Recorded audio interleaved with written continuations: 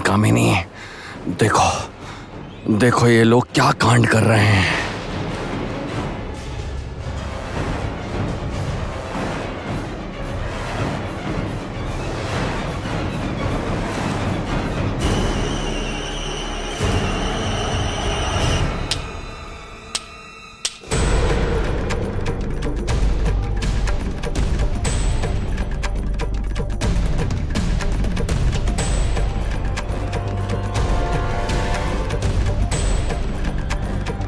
ज्योत्सना,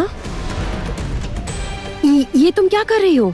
रानी माँ, इससे जो धुआं हो रहा है, इससे नागराज के भीतर और कहीं कोई विषधर सांप होगा वो निकल आएगा। पहले हम लोग रास्ते को सुरक्षित करेंगे, उसके बाद इसके भीतर जाएंगे।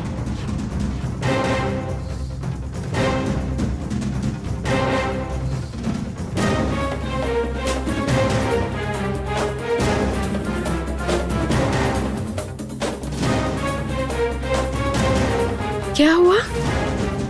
विशाखा कहाँ गई? सुजय सपेरे, तुम कहाँ हो? तुम्हें ये अंगूठी दी थी जिससे मेरी आवश्यकता पर तुम्हें बुला सकूं, किंतु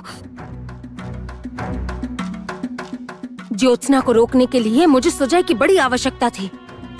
सुजय आ भी नहीं रहा और इधर लक्ष्मी भी नहीं आ रही है। मैं क्या करूं समझ नहीं आ रहा। कामिनी,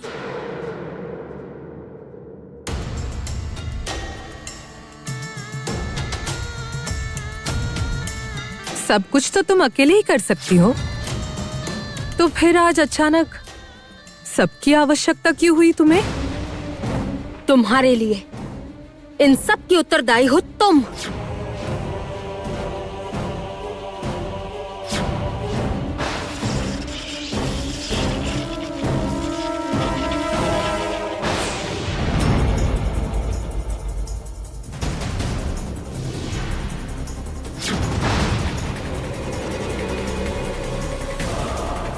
मुझे दुर्बल समझने की भूल न करो कामिनी। एक बार दुर्बल समझकर देख लिया ना मैं क्या कर सकती हूँ। देखो, मेरे पास शक्ति है और बुद्धि भी। विष के नाम की शपथ लेकर कहा था मैंने, ध्वंस कर दूंगी तुम्हें। और देखो, तुम्हारा सारा नागराज्य, तुम्हारा घर कैसे खत्म कर दिया मैंने। अब मुझे जाना होगा। देखो, ज्योत्सना सपेरन ने तुम्हारे सारे नागराज्य का क्या किया।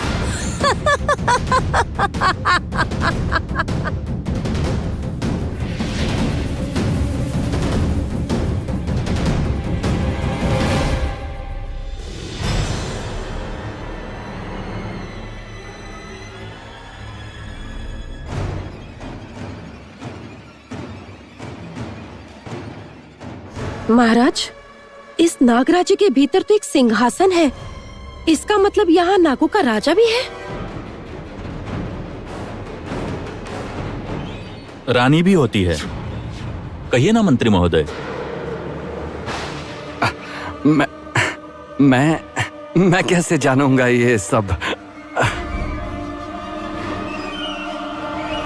मैं जानती हूँ क्या करना होगा।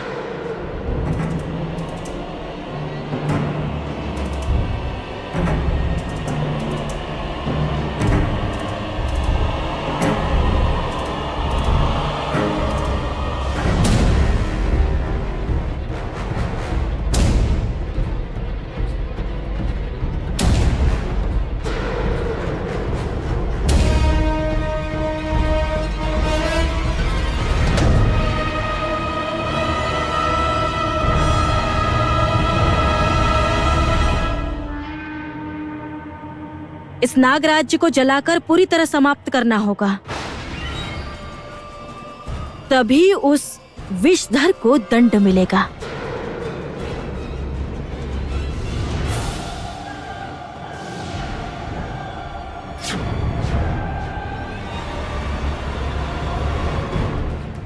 ठीक ही कह रही है ज्योत्सना।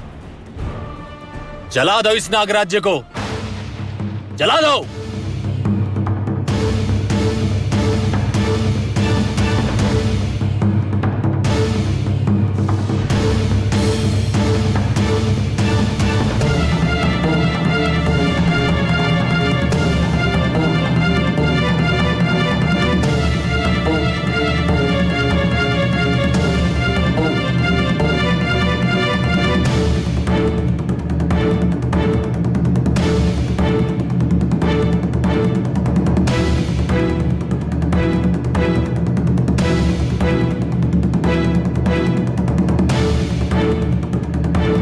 तुम्हारी ये राजत्व मैं ऐसे ही समाप्त करूंगी कामिनी। मेरे प्रतिशोध की ज्वाला सब लेकर ही जाएगी।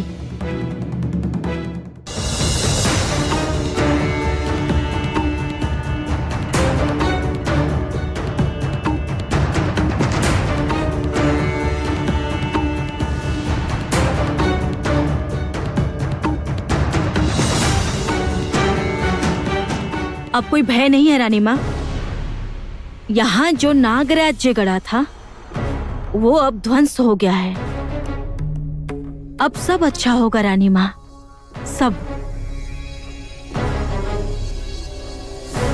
कामिनी जब ये सब जान जाएगी तो वो क्या करेगी?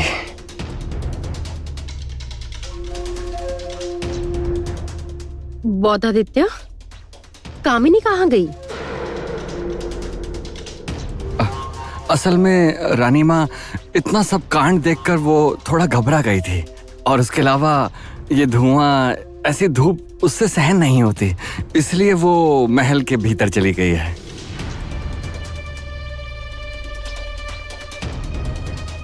ओह, अच्छा, तब ठीक ही है ना? हाँ, वो धुआं सहन नहीं कर सकती, ये मैं जानता हूं।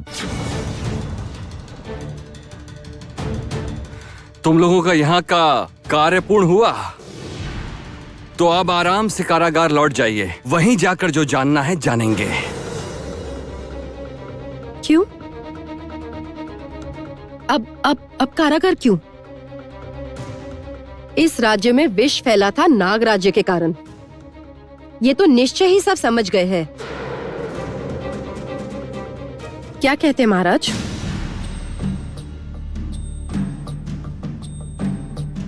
तुम ठीक ही कह रही हो रुक्मणी, किंतु ऐसे देखने पर तो मैं कोई प्रमाण भी नहीं पा रहा हूं कि ये दोनों निर्दोष हैं। किंतु महाराज, हमें ये बात नहीं भूलनी चाहिए कि इन्होंने एक और दोष किया है। वध भूमि में ज्योत्सना सपेरन को लेकर चले गए थे सबके सामने से, वो राजद्रोह है।